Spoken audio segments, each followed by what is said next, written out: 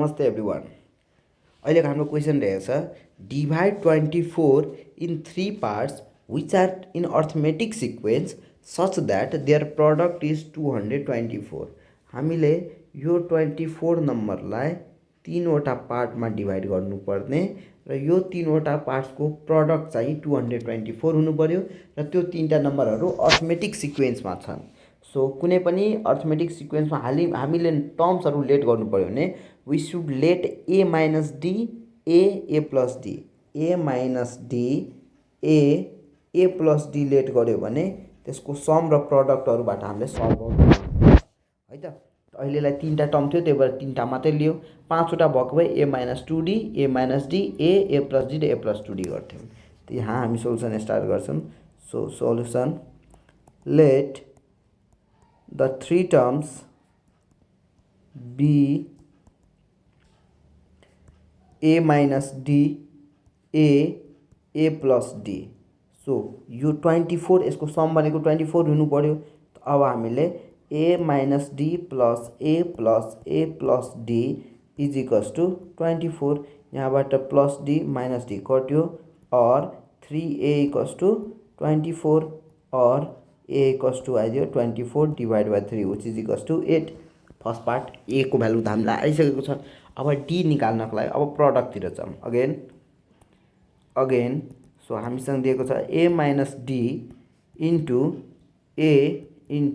a plus d is equals to 224 और a को value दिएको थियो 8 minus d into 8 plus d is equals to 224 और यहाँबाट 8 minus d into 8 plus d is equals to 224 divide by 8 which is equals to 28 और यसलाई फेरि simplify गर्दा यो a minus b र a plus b को टर्ममा छ भने this is 8 square minus d square equals to 28 और 64 minus 28 equals to d square और 64 minus 28 is 6।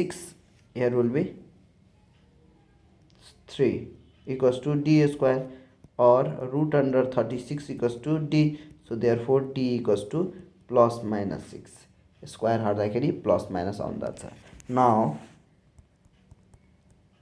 when a equals to 8 and d equals to 6 then the terms के भइहाल्छ त।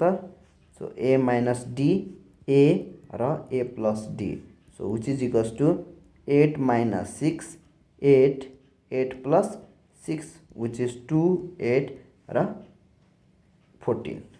त्यस्तै when a equals to 8 d equals to minus 6 then त्यतिखेर term हुन्छ the terms के हुन गयो त फेरि a minus d a र a plus d हुने गर्छन्। so a is here 8 minus 6 here is 8 minus 6 र यो हुन जान्छन् 14 8 र 2। त्यसैले यदि हामीले टर्म्सहरू फाइन्ड गर्नु छ भने नि दुईटा पेयरमा जान्छन् है, किनभने यो तीनटाको सम पनि यति हुन्छ, प्रडक्ट हुन्छ नि, यसको चाहे नम्बर रिभर्समा हुन्छ चाहे स्ट्रेट हुन्छ।